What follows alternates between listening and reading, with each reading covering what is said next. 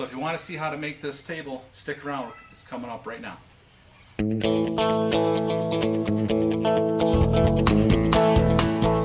So in this video, I'm going to show you how I built this picnic table. And if you remember from my refinishing a 20-year-old picnic table, it's the same basic design. And that one I built over 20 years ago out of this Family Handyman magazine. The plans were in here. And you can see this is from summer of 1998. So this is the original magazine that I used the plans in here to build that first picnic table.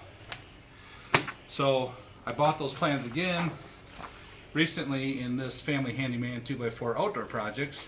The same articles, same plans are in here. And that same article is also online, so I will leave a link in the description to go and get these plans for yourself. But this picnic table I modified a little bit. I added a breadboard edge on both ends of the top, and then the braces underneath. Instead of using one brace in the center here, I put a brace where the lateral supports connect. So I have two braces instead of one in the center, and they're not as deep as that original brace. So those are the modifications I made. Otherwise, it's pretty much the same thing. Some variations you could do, because this one is made out of all construction grade material, and even including the legs. That first one I made, I used pressure treated 2x8s for the legs, and that table lasted a long time. So the legs are the first thing that I think would rot out if it was sitting outside on the ground all the time.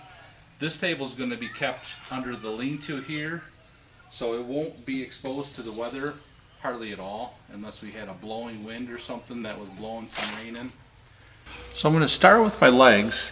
I've laid out two legs on this 2x8 board right here, and I've laid it out in such a way that if there was a crack like this or big knots, I didn't want a knot on the edge of the cut, and there's splits on the ends of the boards. So I laid them out so that I got the best part of the board in the leg. So I'm going to take and cut these, and I think because I got this big long taper here, that should probably be one of the first cuts for both of them, and then maybe come back and cut these into two and then trim up the ends. So when you lay this out, take your time and make good accurate measurements. Like a lot of these are in 1/16 of an inch, so take time to lay them out well. And then the important thing to remember, so this is the bottom of the leg, so that angle right there is actually a 90-degree angle. And then same thing up here at the top of the leg. So this is actually where the top of the table sits, and then this is the seam down the center of the two legs, and that's also a 90-degree angle. Take your time, lay it out nice and accurate, and then take your time cutting it out. Just cut that pencil line in half with your saw blade, and if you do that, you might be able to cut one out and use it as a template for the rest, but only if you really take your time to cut it accurately.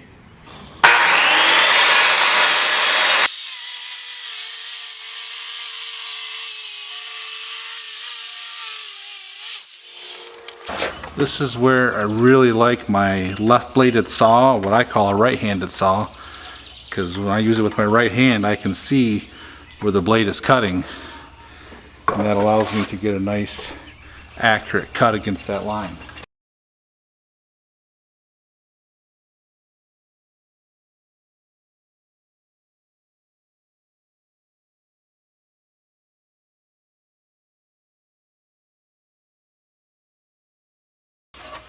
Okay, there is one complete leg, and I'm going to take and cut the rest of these out, and then I'm going to take the time to sand each one of these real nice. I want to make this table as nice as I can because it's going to actually be kept here under the lean-to, and it'll be out of the elements, so it should last a long time, so I want it to look really good. So my next thing I'm going to cut is the horizontal support that attaches to the A-frame, and then the seats get attached on either end of it. So I already cut that end, and this is out of a 2x6, and this is just basically, you knock off this corner just for looks, basically. So it's pretty straightforward cut on that, and then what's left over out of this 8-footer gets the upper support on that A-frame end, which the tabletop attaches to. So I'm going to cut this off, save this, and those will be the upper support.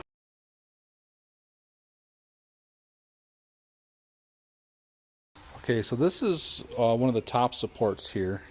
And this is basically just 28 inches long, and then it's tapered to the center at 14, tapered back up.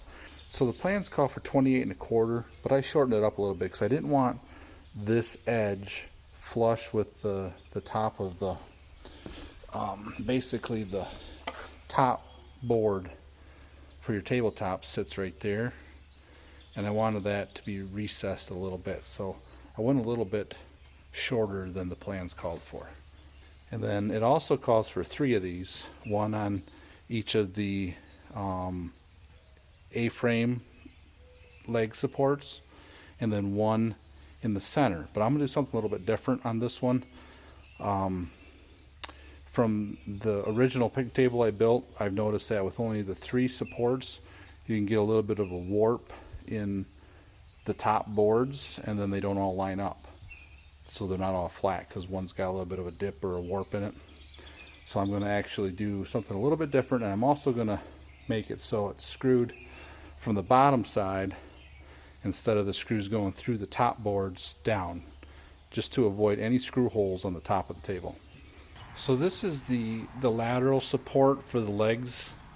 This keeps the table from wobbling. And how it works is it attaches right here to the side of the horizontal leg support, and then the top part attaches to the underside of the middle top board. But I'm going to do something a little bit different. I'm going to notch this right there, because I'm going to have a support that goes across all 3 top boards right here instead of one in the center. So normally, see, the plans call for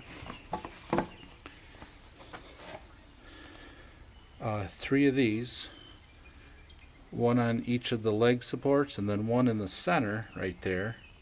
You can see in their photograph here, one in the center. So I'm getting rid of that one, and I'm going to put 2 of them in. So you see that's the center one. I'm going to put one right here on this side, and then one over on the other side.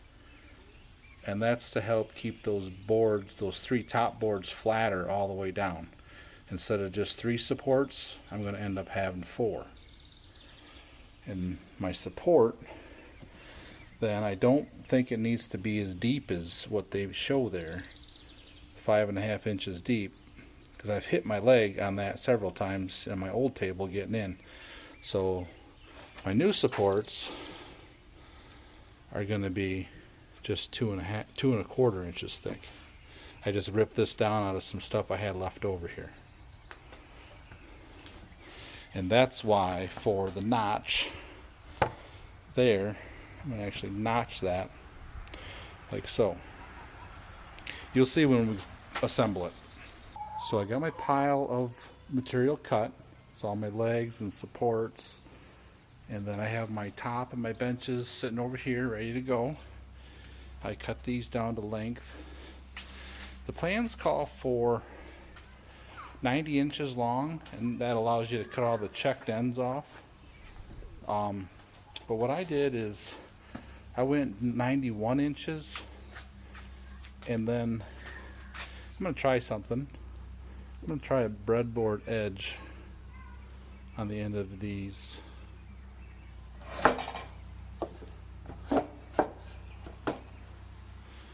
We'll see how that works out. So I got my 3 top boards picked out, and you see I've alternated my grain here to help keep it a little bit more stable. And originally I was just going to put a brace out here under the top like so. But then I thought, you know, why not put a breadboard edge on it? So I'm going to do that. I mean, there's going to be a gap still between the three boards. So there'll be two gaps there. Just because, you know, the way that these edges are not quite squared off, I'd have to actually get probably 2x12s and rip them down to get nice square edges, and then run them through the joiner and everything if I was going to do a true breadboard top. But I'm going to try this. So what I want to do is, I got my guide set up and I squared it up here. I'm going to make sure I got a nice straight cut on these three boards, and then I'll do the same on the other end down there.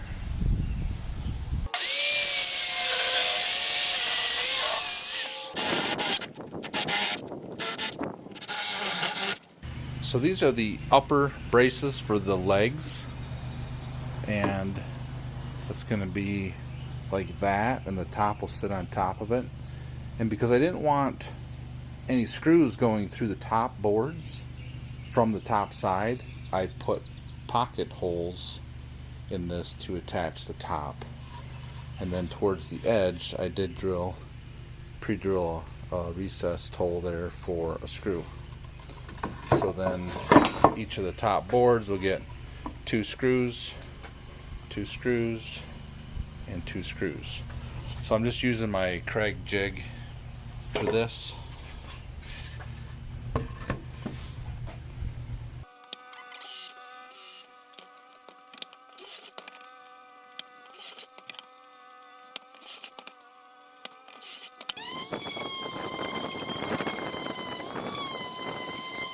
So I gave everything a thorough sanding. I drilled my recessed holes for my washer and my nut, and now I'm going to stain all the pieces before I assemble them.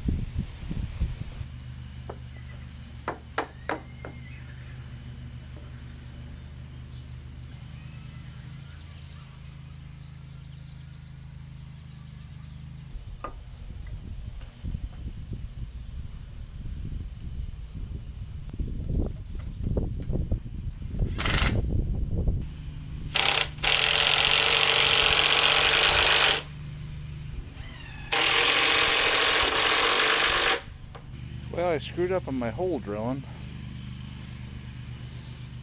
so I'm going to sand that all smooth and we'll see how she looks.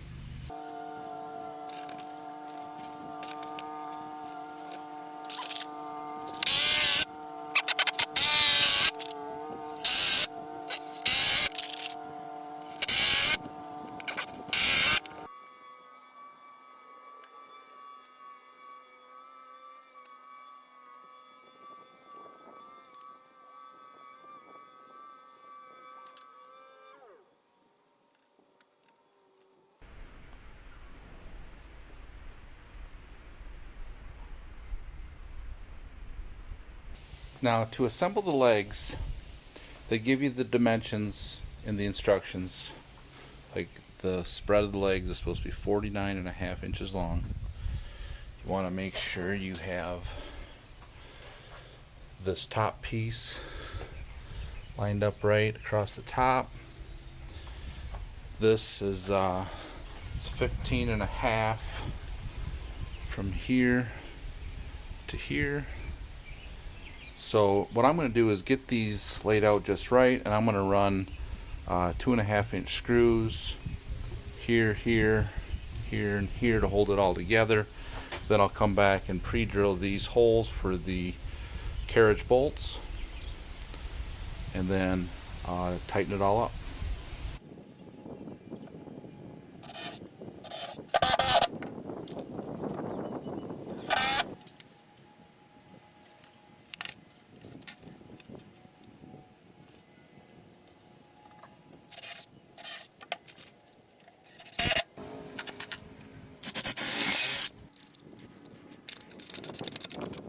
I got my tabletop flipped upside down, and I'm going to attach my legs and my braces. So I measured from the edge of the tabletop to 18 inches, or I'm sorry, 18.5 inches to the edge of that brace. And then I'll just make sure it's centered on the top. So if you remember when I drilled this piece out, I'm going to use a 3-inch screw there. And then here I got the pocket holes, so I'm going to use an 1 5/8" deck screw there. That way I won't have any screws through the top of the tabletop.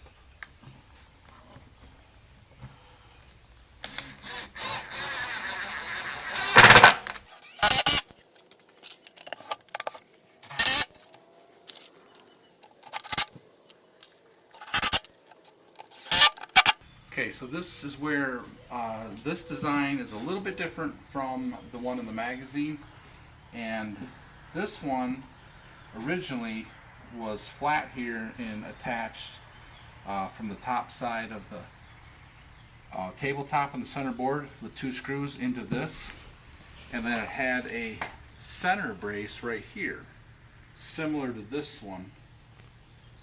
It was right here. So what I've done now is instead I built 2 braces, and they will go like so. I think that'll provide more lateral stability because this will be attached and it won't let it move, it won't let it wiggle. So that'll take the wiggle out of it. Okay, so the process for this then is to just make sure that our legs are 90 degrees to the top while we attach everything together here.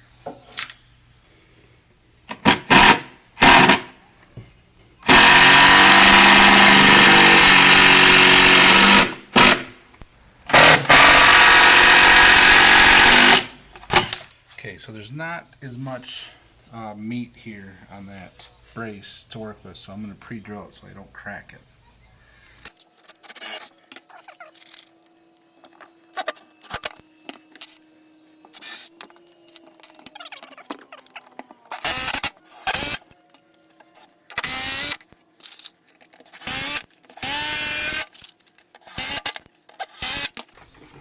So that makes this very strong. We won't get any wiggle out of it.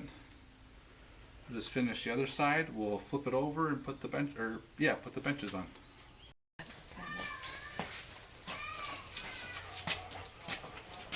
Watch out, dogs.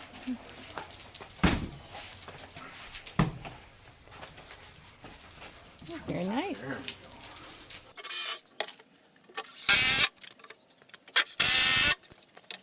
So if you wanted to, you could, I suppose, put pocket screws on this bottom horizontal brace and not have any screws in the top, including the benches. But I didn't think this would be that big a deal. I just didn't want any screws in the top while you're sitting here eating. Just looks much nicer with no screws in the top. So here's the finished product. This is 1 coat of stain. I'm going to put another coat of stain on here to get a little bit more of a glossy sheen to it because this first coat soaked in so much. So another coat of stain and it's all set and ready to go. Thanks for watching this video. If you want to see more woodworking videos, I'll put them up here in this card. And a video that YouTube thinks you might want to watch, and go right here in this card.